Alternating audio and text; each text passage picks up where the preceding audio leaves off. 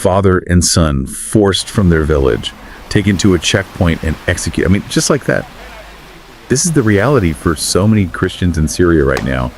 And we're gonna try to unpack what's happening. Yeah, it's a truly heartbreaking situation, and unfortunately, this tragic story, it's not an isolated incident. Right. It's part of a much larger pattern of violence and persecution. Okay, so let's set the stage here. We've got these reports of recent militant Islamist attacks in Syria, leading to a lot of civilian casualties. At least 1,000 are reported dead.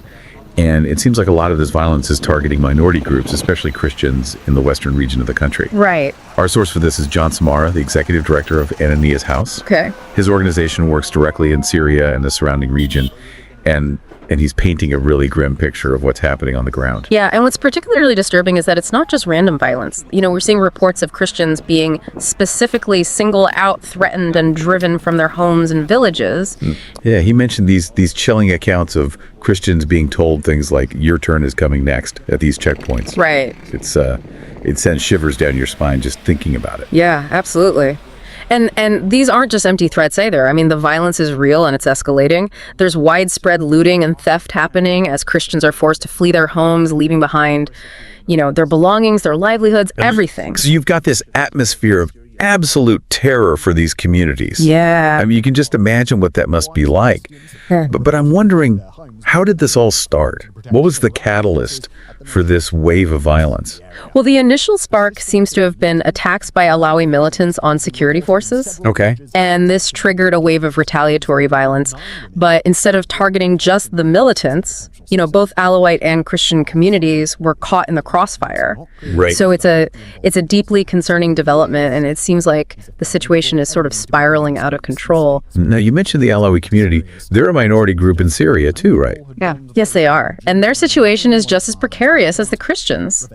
They're facing persecution from these same extremist groups, often targeted alongside Christians. Mm-hmm. So it's important to understand that this violence isn't just about religion. It's about extremism and a desire to eliminate anyone who doesn't conform to a very narrow and brutal ideology. And just to clarify for our listeners who are these extremist groups we're talking about, Samara mentions Hayat Tahrir al-Sham, or HTS. Right. HTS is a dominant force in the region, and there are reports suggesting they're supporting the militant groups that are carrying out these attacks. However, they have publicly stated that they will investigate these atrocities. But Samara seems pretty skeptical about that, right? He is, and rightfully so. You see similar committees that have been set up by HTS in the past to investigate such incidents have a track record of achieving absolutely nothing.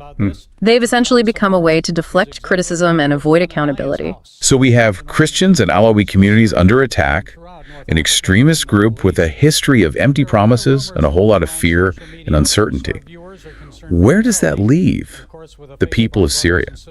Well, it's not entirely hopeless. Samara talks about these incredible protests in Damascus, Muslims, Christians, Alawi, Druze, all these different groups coming together to condemn the violence and demand justice. Wow. It's a powerful display of interfaith solidarity in the face of such horrific acts. That's got to give you at least a little glimmer of hope, right? To see people from different backgrounds uniting against this kind of hatred and violence. It does. But at the same time, you have this growing distrust of those in power, particularly HTS, even among Sunni Muslims.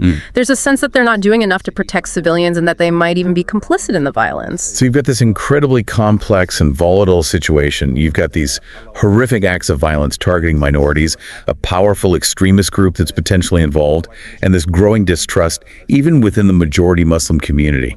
It's a powder keg waiting to explode. Exactly. And that's why Samara is making this urgent plea for international intervention. He's saying that the world cannot afford to stand by and watch as these atrocities continue.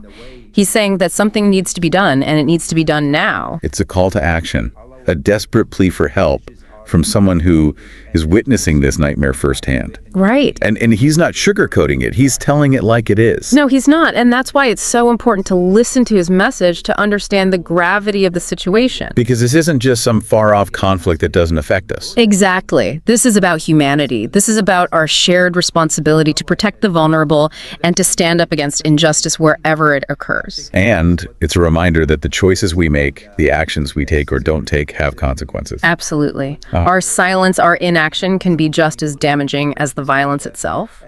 So what can we do? How can we as individuals make a difference in a situation as complex and overwhelming as this? Well, that's a question we're going to explore in more depth in the next part of our conversation. Keen tune. It's not just about stopping the violence right now. Samara is deeply concerned about the long-term impact this is having on Syrian society as a whole. Right. This level of persecution, this targeting of specific groups, it creates deep wounds that can take generations to heal. Yeah, that makes sense. It's like a poison that seeps into everything, breeding fear and suspicion, even after the violence subsides. Exactly. And one of the most alarming things Samara highlights is the psychological impact on the Christian community. They've been living with this fear, this constant threat of violence for so long that it's become ingrained in their daily lives. It's a trauma that doesn't just disappear overnight. It's heartbreaking to think about families, living in constant fear, wondering if they'll be targeted next, if their homes will be raided, if their loved ones will be taken from them. Absolutely. And it's important to remember that this isn't just some abstract threat. These are real people with real lives, real hopes and dreams that are being shattered by this violence. Samara shared a particularly poignant story about a group of Christian women who were held hostage at a university. Oh yeah, I remember that. Yeah. It was chilling. They were basically trapped living in fear for their lives, not knowing what was going to happen to them. Exactly. It's a testament to their resilience, their faith, that they managed to survive that ordeal. Yeah. But it also underscores the vulnerability of these communities, the fact that they're constantly at risk. And it's not just physical violence they're facing. Samar talks about the economic impact of this persecution as well. Right. Christians are being forced from their jobs, their businesses are being looted or destroyed, and they're being denied access to basic resources. It's a systematic attempt to marginalize and disempower them, to make it impossible for them to rebuild their lives. Right. It's about more than just physical displacement. It's about economic strangulation. And that economic vulnerability makes them even more susceptible to exploitation. Right? I mean, they're forced to flee their homes, they lose their livelihoods, and then they're preyed upon by those who see them as easy targets. Absolutely. It's a vicious cycle that traps them in poverty and desperation. And it's something that Samara and his organization are working tirelessly to address. They're providing food, shelter, medical care, and other essential services to those who have been displaced and dispossessed. That's incredible work. It's like they're trying to rebuild lives piece by piece amidst this chaos and destruction. It's incredibly challenging work, but it's absolutely vital. And it's not just about meeting their immediate needs, it's about giving them hope, showing them that they're not forgotten, that there are people who care about their plight. And it's not just humanitarian aid they're providing, right? Samara also talks about the importance of documenting these atrocities, of gathering evidence and sharing these stories with the world. Exactly. He understands that if the world is going to act, if there's going to be any hope of justice, then these crimes can't be allowed to happen in the shadows. They need to be exposed, documented, and brought to the attention of the international community. It's like bearing witness to the truth, even when it's painful and difficult. And it's not just about holding perpetrators accountable, it's also about preventing future atrocities. Precisely. Yeah. By documenting these crimes, by raising awareness, they're creating a record that can be used to deter future violence, to show that those who commit these acts will be held responsible. It's like building a case for justice, piece by piece. And it's not just about legal accountability, it's about moral accountability as well.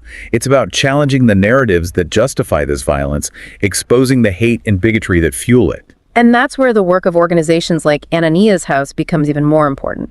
They're not just providing aid and documenting atrocities, they're challenging the underlying ideologies that drive this violence, promoting peace and understanding between communities. It's like fighting a battle on multiple fronts, providing immediate relief, seeking justice, and working to change hearts and minds. Exactly. It's a comprehensive approach that recognizes the complexity of the situation and addresses it on every level. And speaking of complexity, Samara emphasizes that this conflict isn't just about religion. Right. He argues that it's being driven by a confluence of factors, including political power struggles, economic inequality, and social divisions. It's easy to simplify these conflicts and reduce them to religious differences, but that's a dangerous oversimplification. The reality is far more nuanced, with various groups exploiting religious tensions for their own political or economic gain. It's like religion is being weaponized to divide and conquer. And it's not just extremists who are doing it. various factions both within Syria and beyond are playing this dangerous game. Absolutely. And that makes it even more difficult to find a solution. It's not just about addressing religious tensions. It's about dismantling the systems of power that perpetuate these divisions. It's about promoting justice, equality, and opportunity for all Syrians, regardless of their faith. Which brings us back to Samara's call for international intervention. He's not just asking for humanitarian aid. He's calling for a comprehensive approach that addresses the root causes of this conflict. He's arguing that the world can't just stand by and watch as Syria descends further into chaos. He's saying that the international community has a moral obligation to act, to intervene in a way that promotes peace, stability, and justice for all Syrians. And he's not just calling on governments to act, he's also calling on individuals, on people like us, to get involved. He's urging us to educate ourselves about the situation, to raise awareness, to contact our elected officials, to donate to organizations working on the ground. He's saying that we all have a role to play in ending this conflict and bringing peace and justice to Syria. It's a powerful message, a call to action that we can't afford to ignore. It feels kind of overwhelming, doesn't it? Yeah. Like, where do you even begin to address a situation this complex? It's definitely a daunting challenge, but I think Samara's message is ultimately one of hope. He sees the resilience of the Syrian people, their determination to survive and rebuild, and that's incredibly inspiring. Yeah, it's that refusal to give up, that clinging to hope, even in the darkest of times, that really gets to me. Yeah, it reminds us that even amidst such suffering, the human spirit can endure. And it challenges us to find ways to support that resilience, to amplify those voices of hope. So let's talk about action. What can we as individuals actually do to make a difference in this situation? Well, for starters, we can educate ourselves. Right. There's a lot of misinformation out there, so it's crucial to seek out credible sources and really understand the complexities of the conflict. Then we can start raising awareness, talking to friends and family, sharing information online, contacting our elected officials. It's about using our voices to amplify the voices of those who are suffering, right? Making sure their stories are heard, that their plight isn't forgotten. Exactly. And we can also support organizations like Anania's House, who are doing incredible work on the ground, providing aid, documenting atrocities, and advocating for peace and justice. Even a small donation can make a difference, right? It's about contributing what we can, however we can. Absolutely. And it's not just about money. We can also volunteer our time, our skills, our resources. We can find ways to use our talents to support those who are working to make a difference. It's about finding those pressure points, those leverage points, where we can actually have an impact, however small it may seem. And I think it's important to remember that even seemingly small actions can have a ripple effect. When we speak out, when we donate, when we volunteer, we're adding our voice to a chorus of people demanding change. And that collective action, that collective pressure, can ultimately lead to real progress. It's about not giving in to that feeling of helplessness, of thinking that nothing we do can possibly matter. Because it does. Every action, every voice counts. And I think that's where Samara's message about prayer becomes so powerful. Even when we feel like we can't do anything else, we can pray. We can pray for peace, for justice, for the safety and well-being of those who are suffering. We can pray for wisdom and guidance for those who are working to resolve this conflict. It's a way of connecting with the situation, even if we're geographically distant. It's a way of offering our support, our love, our hope, even when we feel powerless to do anything else. And who knows, maybe those prayers, those collective intentions can have a real impact on the course of events. Maybe they can help to shift the energy, to open up new possibilities, to create space for healing and reconciliation. Yeah. It's a beautiful thought that even in the darkest of times, our prayers can be a source of light, a beacon of hope. And I think that's ultimately what Samara's message is all about. It's about hope, about resilience, about the power of human connection and compassion to overcome even the most daunting challenges. This has been a really heavy conversation, but it's also been incredibly important. And I think the key takeaway for me is that we can't afford to turn away from this situation. We can't allow ourselves to become numb to the suffering, to the injustice. You need to stay engaged, to stay informed, to stay active. We need to keep asking ourselves what we can do, how we can contribute to creating a better future for Syria, for all those who have been affected by this terrible conflict. And that's what Vibrant Voice is all about.